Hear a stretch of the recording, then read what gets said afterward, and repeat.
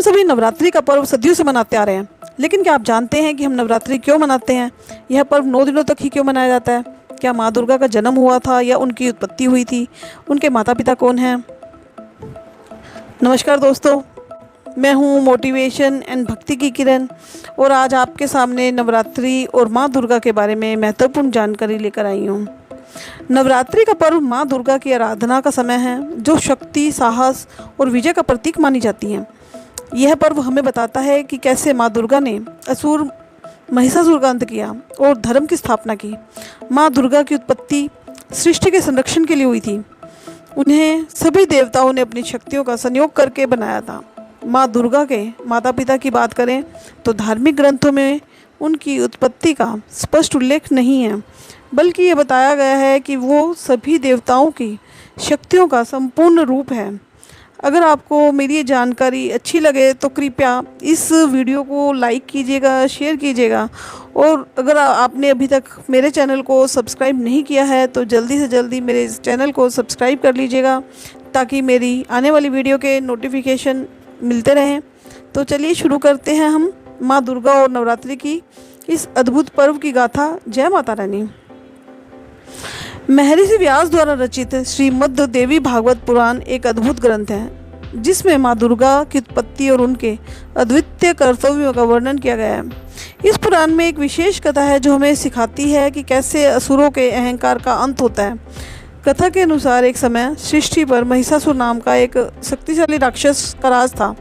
महिषासुर का शरीर आधा असुर और आधा भैंस जैसा था।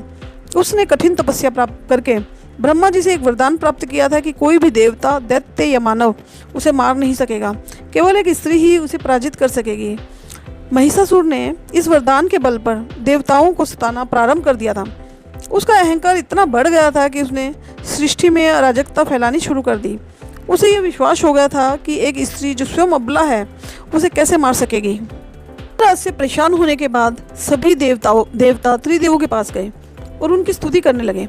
सभी देवताओं के मुख पर चिंता का कारण त्रिदेव पहले से जानते थे। यह सब हाल जानकर भगवान शिव मुस्कुराए और बोले कि हे नारायण, अब देवी आदिशक्ति का प्रादुर्भाव का समय हो गया है। अब समय है कि हम सभी अपने तेज से इस जग की रक्षिका देवी दुर्गा का आह्वान करें। यह सुनकर स्वयं ब्रह्मदेव और नारायण ने भी हामी भरी। इसके बाद स्वयं भगवान शिव, भगवान विष्णु और ब्रह्मदेव के शरीर से एक तेज उत्पन्न हुआ और वो एक जगह आकर मिल गया। उसके बाद वहाँ जितने भी देवता उपस्थित थे, सभी के शरीर से महातेज उत्पन्न हुआ और सभी त्रिदेवों के उस परम तेज में आ मिला। उस दिव्य तेज ने एक सुंदर स्त्री का स्वरूप लिया, जिसे नाम मिला दुर्गा। दुर्गा अर्थात यज्ञ रूपी दुर्ग की रक्षा करने वाली, दुर्गुणों का नाश करने वाली, दुर्गम कार्यों को सरल बनाने वाली और दुर्गति का नाश करने वाली। सभी देवताओं ने मिलकर माता को श्रेष्ठ अस्त्र शस्त्र दिए। महादेव ने अपनी त्रिशूल से शूल, नारायण ने अपने चक्र से एक दिव्य चक्र, ब्रह्मदेव ने एक दिव्य कमंडल, देवराज इंद्र ने एक दिव्य और शक्तिशाली वज्र, सागर ने सुंदर रत्नों और से सजे हुए आभूषण, कभी मैले और ना फटने वाले वस्त्र और मुकुट दिए। वरुण देव ने शंख, हिमालय ने माता को सवारी के रूप में सिंह और इसी प्रकार देवशिल्पी विश्वकर्मा ने माता के दिव्य अस्त्र और शस्त्रों का निर्माण करा। माता का यह स्वरूप अत्यंत तेजस्वी और भव्य था। देवी दुर्गा के इस विशाल और भव्य स्वरूप को देखकर सभी देवों ने करबद्ध होकर उनकी स्तुति की तथा देवी पर पुष्पों की वर्षा की। माता ने प्रसन्न होकर कहा कि हे देवो, कहो मेरा प्रादुर्भाव क्यों हुआ है, मुझे बताओ। मैं आप लोगों से अत्यंत प्रसन्न हूँ, मुझे बताओ और अभी मैं तुम्हारी समस्या का हल किए देती हूँ। जिसके बाद देवों ने सारा हाल कह सुनाया। इसके बाद रण क्षेत्र में माता ने विकराल रूप धारण कर पहले तो दैत्यराज की सेना का विध्वंस किया और बाद में महिषासुर को भी मार दिया। इन असुरों से युद्ध करते करते 9 दिन बीत गए, लेकिन भक्ति मार्ग में नवरात्रों का त्यौहार इसी कर्तव्य की याद में बड़ी धूमधाम से मनाया जाता है। कहा गया है कि कलयुग का नाश माँ दुर्गा ने किया। कलयुग का नाश का मतलब अर्थात कलयुग में उपस्थित राक्षसी वृत्तियों का नाश। दुर्गा का निरूपण एक सिंह पर सवार एक देवी के रूप में किया गया है।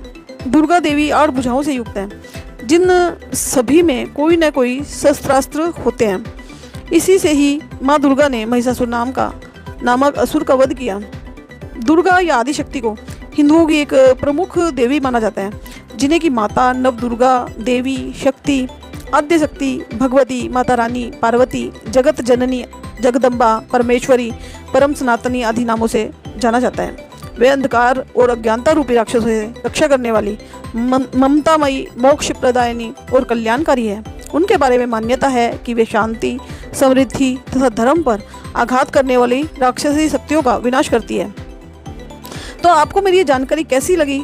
यदि आपको मेरी जानकारी अच्छी लगी है तो मेरी वीडियो को लाइक कीजिएगा और दूसरे लोगों के साथ भी इसे शेयर कीजिएगा। और यदि अभी तक मेरे चैनल को भी आपने सब्सक्राइब नहीं किया है तो आज ही आप मेरे चैनल को सब्सक्राइब कर लीजिए, ताकि मेरी आने वाली वीडियो के जो नोटिफिकेशन है वो आप लोगों तक मिलते रहें, क्योंकि मैं इसी तरह की वीडियो लाती रहती हूँ।